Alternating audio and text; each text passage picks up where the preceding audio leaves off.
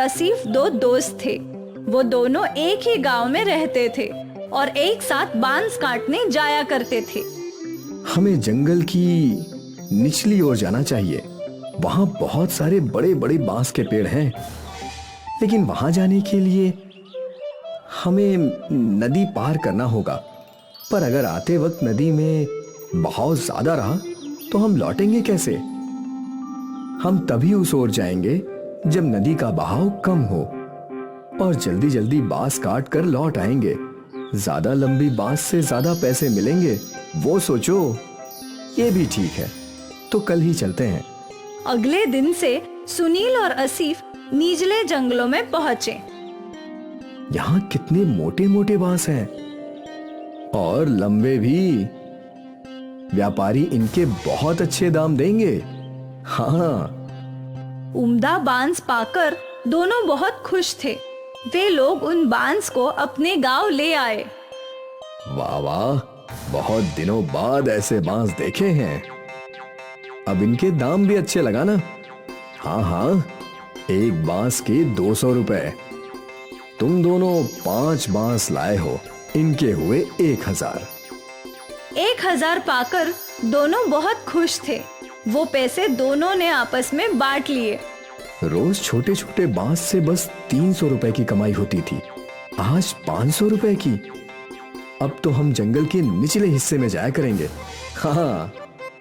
उस दिन से वो दोनों नदी पार करके ही बांस लाया करते थे और व्यापारी भी उन्हें अच्छे पैसे दिया करता था।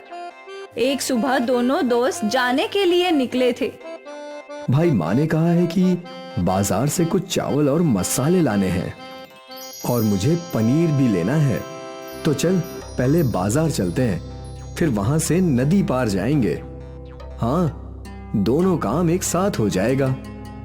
दोनों बाजार पहुंचे और उन्हें जो जो सामान लेना था उन्होंने खरीद लिया। देख दोस्त, कितना ताजा पनीर मिला है। आज रात तो मेरी दावत है, मैं भी आऊंगा खाने। आ ना, तुझे कभी मना किया है क्या? चल अब नदी पार चलते हैं, बांस काट कर बेचना भी तो है। हाँ हाँ। और वो दोनों निचले जंगलों की ओर बढ़ गए। हमेशा की तरह उन दोनों ने नदी पार की और फिर जंगल में पहुंच गए और बांस काटने लगे। लेकिन अचानक बरसात शुरू हो गई। हमें घर लौटना चाहिए, नदी में पानी बढ़ने लगेगा। हाँ, बस ये एक बांस और काट लेते हैं। हाँ। बरसात और तेज हो गई। कुछ ही देर में उनका बांस कट गया और वो लोग बांसों को इकट्ठा करके नदी के रास्ते बढ़ने लगे। पर नदी में तूफान था। नदी में पानी बहुत ज्यादा है दोस्त। इतने उफान में नदी पार करना सुरक्षित नहीं है।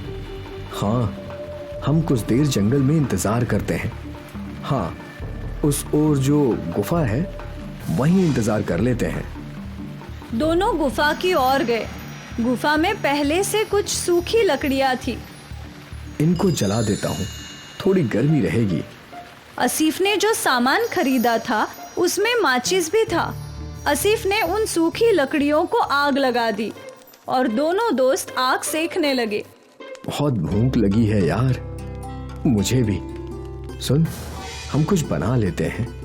वैसे भी थोड़ा बहुत राशन तो हमारे पास है ही, पर हम कैसे बनाएंगे?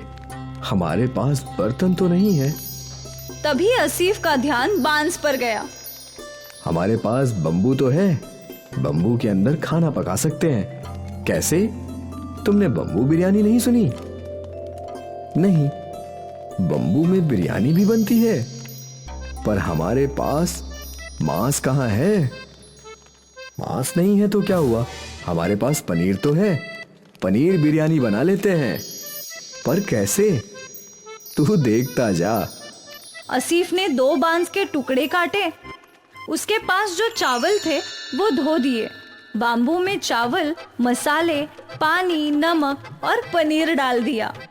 फिर बाम्बू की एक ओर पेड़ के पत्तों को भर के बाम्बू को बंद कर दिया और फिर उन सबको अच्छे से हिलाकर जलती हुई आग में रख दिया। अब बस 20 मिनट में हमारी बम्बू बिरयानी तैयार हो जाएगी। देखते हैं।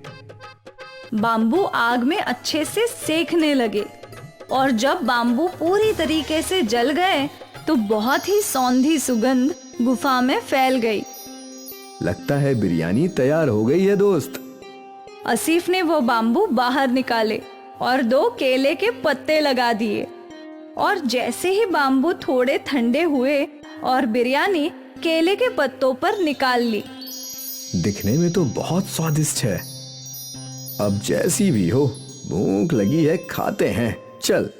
दोनों ने बिरयानी चखी और दोनों मंत्रमुग्ध हो गए और फिर दोनों बड़े चाव से बाम्बू बिरयानी खाने लगे। भाई, तू तो ऐसी लाजवाब बम्बू बिरयानी बनाता है ना कि क्या बोलूं। शुक्रिया। तुझे तो ये बिरयानी बेचनी चाहिए दोस्त। कहाँ मेहनत मजदूरी कर रहा है। इस बिरयानी को मशहूर होने में वक्त नहीं लगेगा। सच में? हाँ, तू कहे तो साथ में ढाबा खोलते हैं। हाँ हाँ, क्यों नहीं। जब बरसात थमी, नदी का पानी कम हुआ तो दोनों दोस्त सारे बांस लेकर अपने गांव आ गए, पर आज उन्होंने बांस बेचे नहीं। अगले दिन आसिफ और सुनील ने गांव के नुक्कड़ पर अपनी दुकान लगाई। गांव वाले अचंभे में थे कि आखिर ये लोग बांस में क्या बेच रहे थे। अरे बेटा, ये क्या है? ये बम्बू बिरयानी है काका, पनीर की। बम्बू बिरयानी? जरा हमको भी खिलाओ। गांव के लोगों ने पहली बार बाम्बू बिरयानी चखी। अरे वाह, क्या कमाल स्वाद है आसिफ भाई। ऐसी बिरयानी जिंदगी में नहीं खाई। मजा आ गया। आसिफ और सुनील की बाम्बू बिरयानी गांव में मशहूर हो गई। ग्राहक कतार में खड़े रहकर बाम्बू बिरयानी खाने लगे। आसिफ और सुनील की आमदनी कई गुना बढ़ गई। और फिर क्या था, सुनील और आसिफ ने मजदूरी छोड़कर बाम्बू बिरयानी बेचना शुरू कर दिया। वो लोग दिन दुगनी और रात चौगनी तरक्की करने लगे। दूर दूर से लोग उनकी बाम्बू बिरयानी खाने के लिए आने लगे और देखते ही देखते उनका गांव में बहुत बड़ा होटल बन गया और दोनों अमीर भी बन गए। सोचा नहीं था कि कभी ये सब भी होगा। मैंने भी बिल्कुल नहीं सोचा था दोस्त।